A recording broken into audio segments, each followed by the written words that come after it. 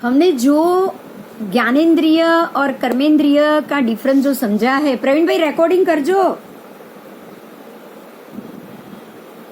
हमने जो ज्ञानेंद्रिय और कर्मेंद्रिय और उसके बीच का जो फर्क को समझा है, जो उसको जाना है, उसको हम किस प्रकार से हमारी जिंदगी या हमारी सोच या हमारी आत्मा के चेतना प्रदेशों पर लगने से रोक सकते हैं, हमें उसके बारे में सोचना है। देखो, ज्ञानेंद्रिय ज्ञान देती है तब तक ठीक है, ज्ञान तो हमको लेना ही लेना है। ज्ञान तो अगर नहीं होगा तो इससे बाहर निकलने का फायदा भी नहीं हो पाएगा। आपको अगर पता ही नहीं है कि इससे क्या मिलेगा, प्लस मिलेगा माइनस मिलेगा, तब तक आप उसमें से बाहर निकलना भी सोच नहीं सकते हो। दूसरी बात, कर्मेंद्रिय तो मिली ही है। आप अगर मनुष्य हो तो आपको कर्मेंद्रिय तो मिलेगी ही मिलेगी, पांचों इंद्रिय मिलेगी, पांचों इंद्रिय काम भी करेगी। आप बेकार भी नहीं बैठ सकते, आप चुप भी नहीं बैठ सकते, आप पूरी जिंदगी ऐसे ही सोते रहो, वो भी पॉसिबल नहीं। तो कर्मेंद्रिय भी कार्य तो करेगी ही करेगी, उसमें कोई दिक्कत नहीं है। दिक्कत कहाँ आ रही? तो उससे जो रस उत्पन्न होता है, उससे जो फल उत्पन्न होता है, उससे जो हमारी इच्छा उत्पन्न होती है, मन विचार, ठीक है, मन विचार और तीसरा बुद्धि, ये तीनों के संयोजन से जो आपको चीज मिली, आपको समझ आई, आपको जो फीलिंग आई, मतलब आपको जो नॉलेज मिला, वो नॉलेज को चेक करो। हमको ये नॉलेज चेक करना है कि भाई इसमें से कहीं हम गलत टर्निंग पे तो नहीं जा रहे ना, कहीं ऐसा तो नहीं हो रहा है ना कि भाई हमसे ये जो भी रिजल्ट निकल रहा है वो कहीं गलत तो नहीं निकल रहा है। क्योंकि कोई भी कार्य किसी भी जीव को, आत्मा को करना ही पड़ेगा, और वो कार्य से करने के बाद उसके रिजल्ट से उसे बंधना ही पड़ेगा। जितना हो सके उतना कम बंधन हो, कम कर्मबंध हो, ऐसा कर्मबंध हो जिससे आप जल्दी से छूट जाओ। बस हमको यही सोचना है। हमारे पास तरीका नहीं है, हमारे पास ऑप्शन नहीं है, हमारे पास रास्ता नहीं है। कर्मेंद्रिय से कर्म करना ही पड़ेगा, ज्ञानेंद्रिय से समझ आएगी ही आएगी, आपको पता चलेगा ही चलेगा आपने कुछ किया। बस वो जो किया है उससे सामने वाला उसको गांठ मार ले या आप अपने अंदर गांठ मार लो, ये बात तक आपका रिजल्ट नहीं पहुंचना चाहिए। इसीलिए किसी भी चीज को, अगर बहुत अच्छी, आज खाना बहुत अच्छा बना है, बहुत अच्छा बना है, आप बहुत खुश हो गए, आप ज्यादा ही खुश हो गए, बस बहुत अच्छा बना है और ये खाना आप बस तू बार बार बनाओ, ये खाना बार। अब आपके घर में 4 लेडीज है, मान लो 4 लेडीज, और एक दिन आपको खाना बहुत अच्छा लगा, आपने कोई गलत नहीं कहा है बोल के कि आज बहुत बढ़िया खाना बना है, ये गलत नहीं कहा है, आपने सही ही कहा है। आपने जो अच्छा था वो अच्छा ही बोला है, जो अच्छी चीज थी उसको अप्रिसिएट ही की है। लेकिन होगा क्या पता है, घर में 4 लेडीज, 4 लेडीज में से जिसने भी खाना बनाया होगा ना वो खुश हो जाएगी, लेकिन जिस 3 ने नहीं बनाया ना उनको पता है, आपको नहीं पता है, लेकिन उनको पता है कि आज खाना हमने नहीं बनाया, आज इसने बनाया, इसकी तारीफ हुई, तो क्या रोज हम खाना क्या बना रहे, हम कुछ तमाशा कर रहे क्या? इस बात को वो लोग गांठ मार लेंगे, उसका रिजल्ट क्या आएगा आप इमेजिन भी नहीं कर पाओगे। आपने गलत नहीं किया है, लेकिन आपने सही भी नहीं किया। मैं ये कहूं, आपने गलत नहीं किया लेकिन आपने सही भी नहीं किया। आप 4 चीज ज्यादा खा लोगे, रोज से ज्यादा खा लोगे, घर वाले समझ जाएंगे खाना अच्छा है।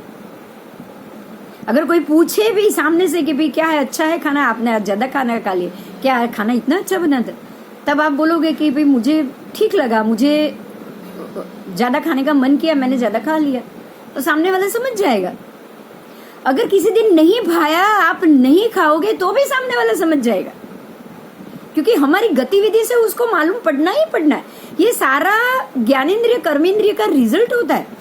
इंसान एक चीज देखता है तो उसका रिजल्ट तो वो निकालेगा ही निकालेगा, लेकिन बुरा बना है ये बोल के जो 4 लेडीज जो घर में है ना, जिसने 4 बनाया, वापस उन 4 में तो गांठ पड़ेगी ही पड़ेगी अगर आपने बुरा भी बोल दिया। क्योंकि किसी भी इंसान को आपको 4 चीज याद रखनी है। किसी को भी तारीफ अच्छी लगती है, पहली किसी को भी तारीफ अच्छी लगती, दूसरी किसी को भी बुराई अच्छी नहीं लगती। समझ में आ रही है ना मेरी बात? तारीफ अच्छी लगती है तो अपने आप बुराई हो जाएगी, दूसरे की बुराई, एक की तारीफ करोगे दूसरे की बुराई हो ही जाएगी, डेफिनेटली हो जाएगी। तीसरा, मुझे तारीफ नहीं करनी है। चौथा, मुझे बुराई भी नहीं करनी। आपको ये 4 चीज याद रखनी है। पहले तो किसी को भी तारीफ अच्छी ही लगती है, बहुत अच्छी लगती है, कोई भी इंसान चाहेगा उसकी तारीफ।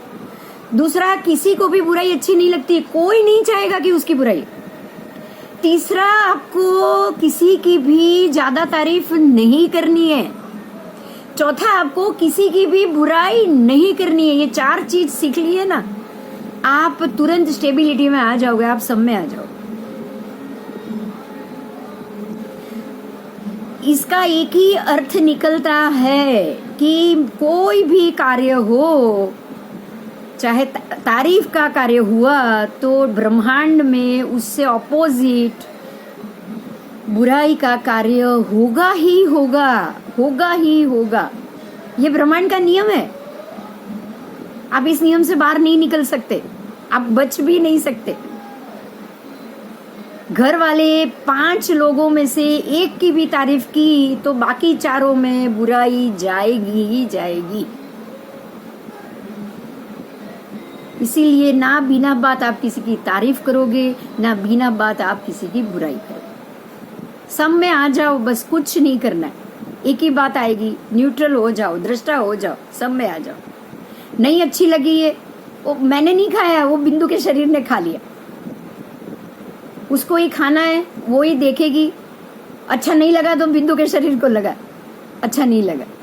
मेरी आत्मा को तो सब चीज अच्छी लगती है, उसको तो कुछ नहीं मिलेगा, कोई फर्क नहीं पड़ता। खाना शरीर को चाहिए, याद रखना इस बात को, ये बहुत जरूरी बात है। ये खाना किसको चाहिए? शरीर को चाहिए। ये वर्ण गंध रस स्पर्श, ये चारों प्रकार की 5 इंद्रिय, चार के 20 प्रकार, उसकी 5 इंद्रिय, ये इंद्रिय के 20 प्रकार हो गए वर्ण गंध रस स्पर्श से 5 इंद्रियों के। ये किसके हैं? ये बिंदु के शरीर के हैं। आपका नाम है ना, ये शरीर का एक नाम है। ये बिंदु के शरीर की है, सभी इंद्रिय बिंदु के शरीर की है, सभी रिजल्ट बिंदु के शरीर का है। जो अच्छा लगा वो भी उसके शरीर को लगा, जो बुरा लगा वो भी उसके शरीर को लगा। मैं अपने आत्मा के ऊपर उसका फिर से बंधन रखना नहीं चाहता हूं। मैं मेरी आत्मा पे इसका कोई भी बोझ रखना नहीं चाहता।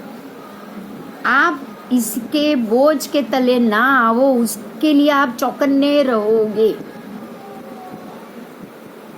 बहुत छोटी बात है, लेकिन बंद कौन जाता है पता है? आपकी आत्मा। ये बहुत छोटी बात, लेकिन किसी ने बुरा लगा दिया, उसने गांठ मार ली, उसके गांठ मारने का कारण आप बने। देखो, आप बने हो कारण, जाने अनजाने में ही सही, लेकिन बने आप बने हो। आपकी आत्मा के ऊपर ही गांठ पड़ेगी कि कोई और के ऊपर नहीं, किसी और। देखो, जो साइकिक हो चुका है, जो डिप्रेशन में आ चुका है ना, वो अपने किए की वजह से ही डिप्रेशन में आया, ये तो आप जानते हो। उसकी खुद की सोच की वजह से ही डिप्रेशन में आया, ये आप जानते हो, ये अच्छे से जानते हो। फिर कोई भी छोटा बड़ा कार्य होगा, वो व्यक्ति खुद, उसके जिम्मेदार वो खुद ही होगा, ये तो अपने आप समझने की बात। हम अपने किसी भी बंधन के लिए, आपके साथ कुछ भी हो रहा है उसके लिए कोई और जिम्मेदार नहीं। आपके साथ कितना भी बुरा हो, आपके साथ कितना भी अच्छा भी हो, उसके लिए भी कोई जिम्मेदार नहीं। तो आज हम ये समझेंगे। देखो, ये सारा चीज, शरीर अलग अलग है, लेकिन बांधता है वो आत्मा को ही। ये 6 शरीर ऐसे 1-2 नहीं है, 6 शरीर, ये 6 की 6 एनर्जी की वजह से ही आत्मा बनती है। बिना एनर्जी आत्मा की मुक्ति नहीं हो सकती। बिना एनर्जी आप ये जन्म मरण के फेरे से बाहर नहीं निकल सकते। एनर्जी तो हमें चाहिए ही चाहिए। ये समझ नहीं आएगी ना, तो इससे बाहर निकलने का रास्ता भी नहीं मिलेगा। तो इसी शरीर का कैसे उपयोग करना है, हम यही सीख रहे हैं। ठीक है, आज का ये आपका एनर्जी शरीर हुआ। अगर इसमें भी कोई क्वेश्चन होगा तो आप हमें आगे इसके लिए हम डिस्कस करेंगे। चलो अभी हम ध्यान शुरू करें। चलो ध्यान शुरू करो।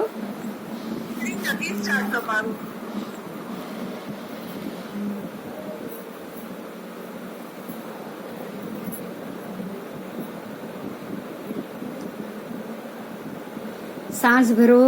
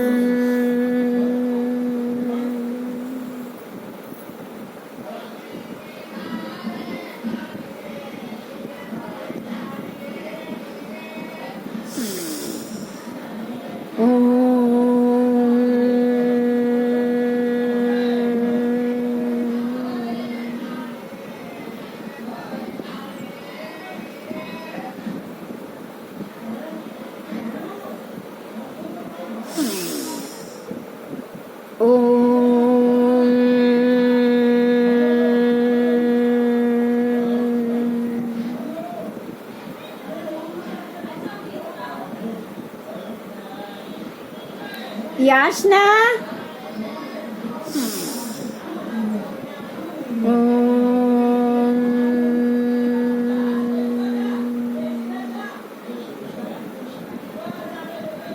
याचना, याचना, कोई नहीं बेटा, बंद करना, बहुत मोटो अवाज આવે છે। हाँ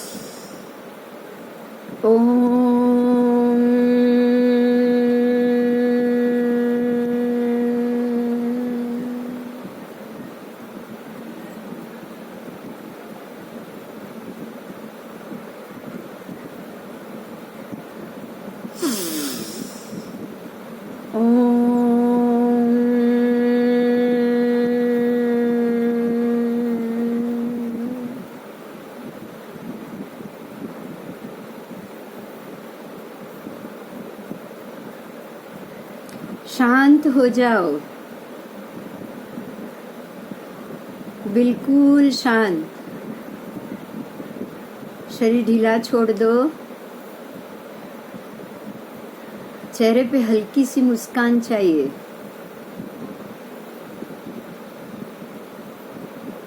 आपके आपकी आंखें दो भ्रमर के बीच में आज्ञा चक्र पे।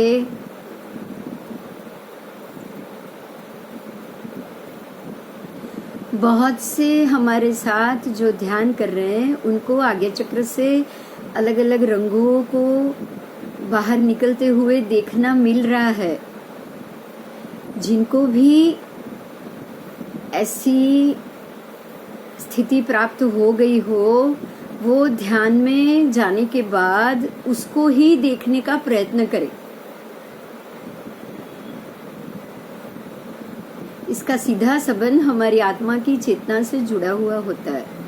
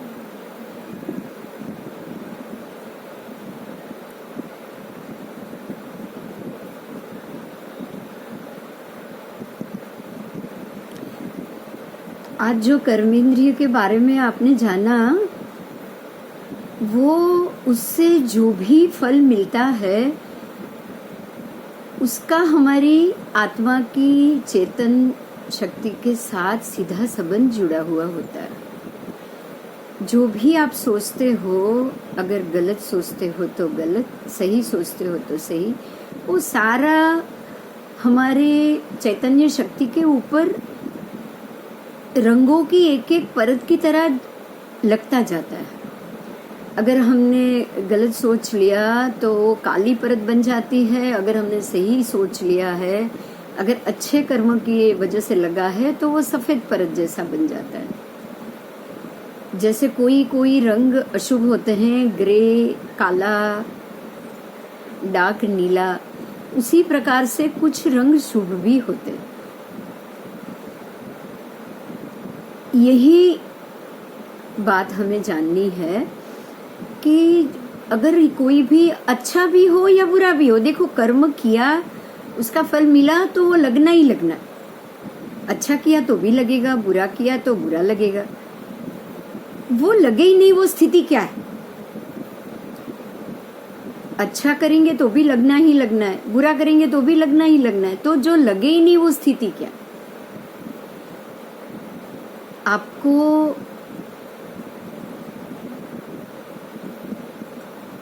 किसी भी कर्म का, उसका स्वाद, उसका फल, उसका रस,